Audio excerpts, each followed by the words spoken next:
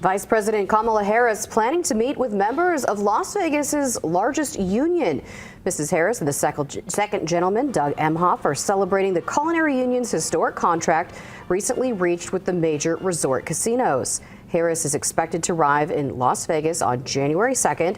She's also expected to tout the Biden administration's role in the growing economy and its support of organized labor.